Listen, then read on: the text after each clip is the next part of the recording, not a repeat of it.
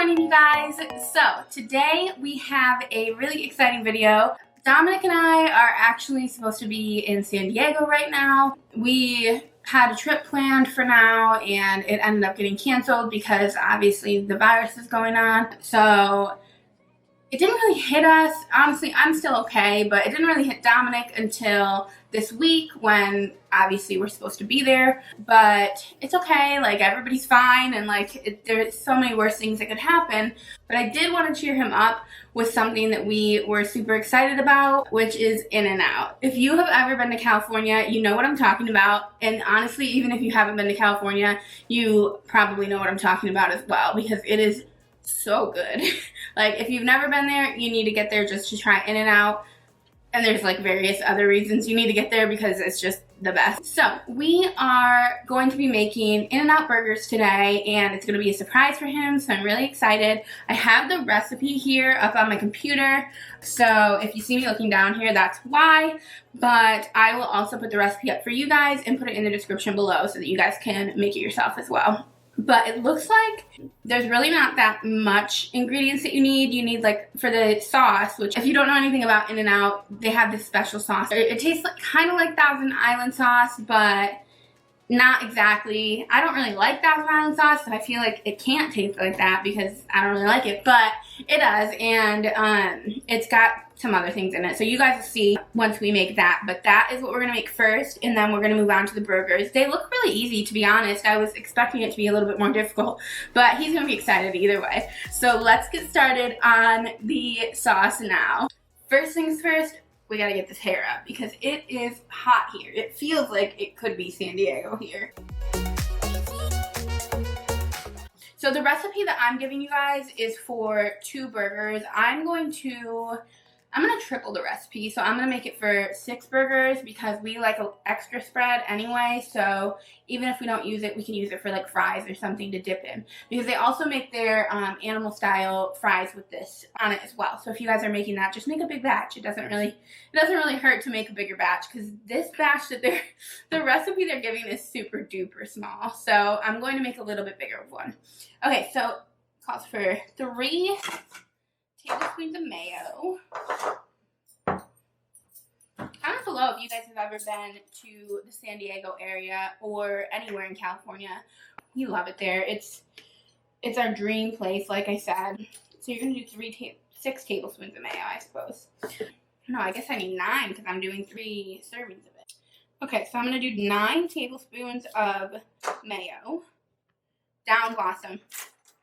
My life and my baby. Okay, so I know it's controversial to have your cat getting up on the counter, and these are the reasons, because it's just really not okay, but we just love our baby so much.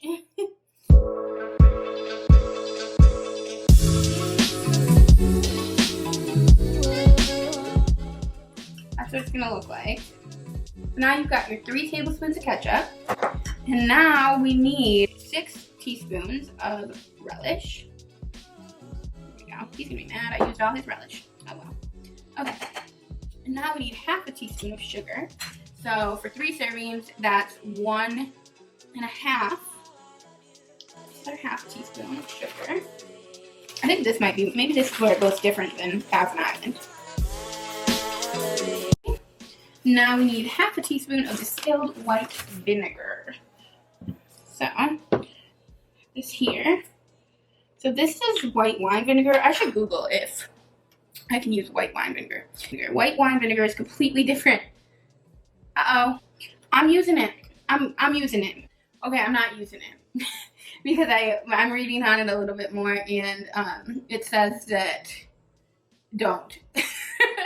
So I'm not going to use white wine vinegar. I'm going to use apple cider vinegar. So if you guys don't have white vinegar, apparently you can use apple cider vinegar. But by all means, never, ever use white wine vinegar.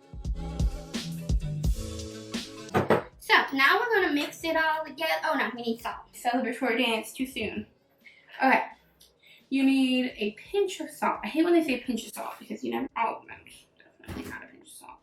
You never know how much a pinch of salt is. So I need 3 pinches, remember, because I am doing the 3, in case you forgot already after the 3 seconds of me not saying it. Alright guys, I've decided to be a little professional and let you see my workstation here. We're just going to move that out of the way because it is not good looking. Okay, so we're going to mix this all together. Mix the lime and the coconut and mix it all up. This feels runny, but maybe it won't be once we mix in the mayo. Don't mind my bruise, you guys. I don't know what that's from, but I promise it's nothing suspicious. I bruise super easy. If you guys know anything about, like, being anemic, let me know, because I don't know if I am or not, but I'm starting to think I could be, because I just have been bruising everywhere lately. We're moving, so I am moving boxes around and stuff, but I just don't think I should bruise as easily as I do. Okay. Let's see. It tastes?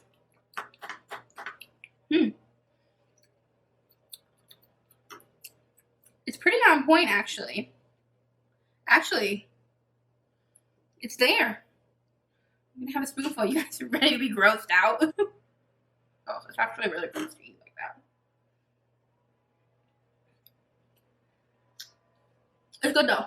Okay, it's perfect. I think it's perfect. Maybe it could use a little bit more.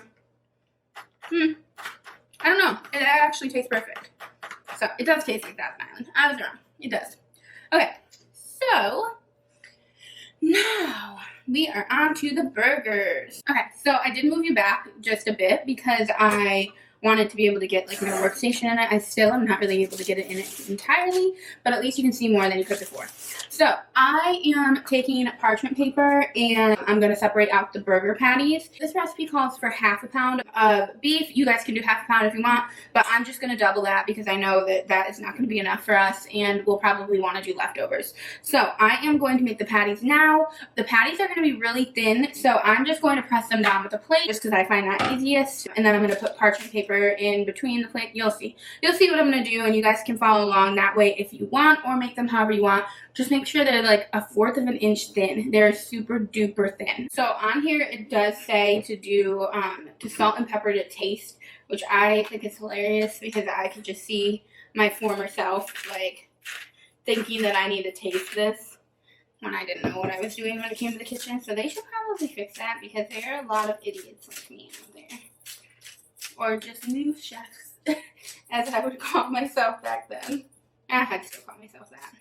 Okay, so let's just mix this all together and we'll shake it all about. Dude, that is my jam today, you guys. The hokey pokey. Who would have thought? So now you're just going to mix your salt and pepper into your beef, and we are going to separate them into little meatballs.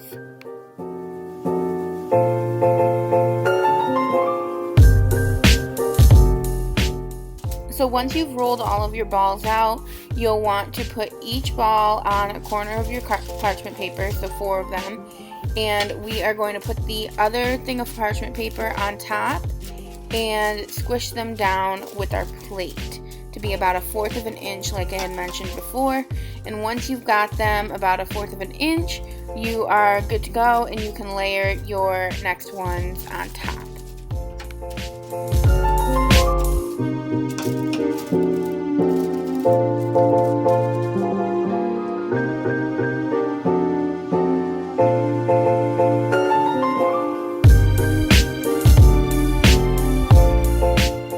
So these are going to be really thin and really easy to grill up.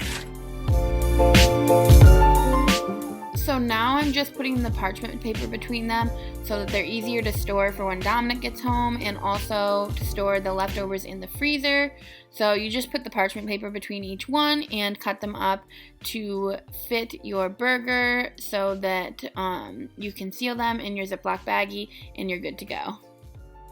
So the first thing you're going to do is put a tablespoon of butter into your pan. And you're going to have your pan on high heat. And now we are going to drop our burger patties in, like so.